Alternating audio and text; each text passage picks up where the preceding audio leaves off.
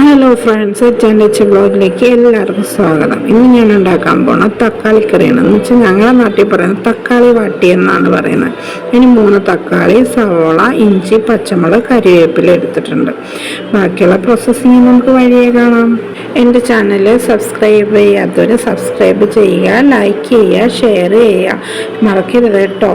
ഇഷ്ടപ്പെട്ടെങ്കിൽ കമൻറ്റും അറിയിക്കുക. ചോറിന് കൂട്ടാൻ കറിയില്ലാത്ത സമയം ഫ്രിഡ്ജിൽ പോയി ഓടിപ്പോയി 2 തക്കാളി 1 സവോളയും കൊണ്ട് പെട്ടെന്ന് ഉണ്ടാക്കാവുന്ന കറിയാട്ടോ. എല്ലാവർക്കും ഈസി ആയിട്ട് ഉണ്ടാക്കാൻ പറ്റും. നല്ല ടേസ്റ്റുമാണ്. പുളിയും എരിവും എല്ലാം ചേർന്നാണ്. ഇടയ്ക്ക് ഇത്തിരി പഞ്ചസാരയും കൂടി ഇട്ട് കൊടുക്കണം കേട്ടോ. വാട്ടി കഴിയുമ്പോൾ അന്നേരം നല്ല ടേസ്റ്റായിരിക്കും.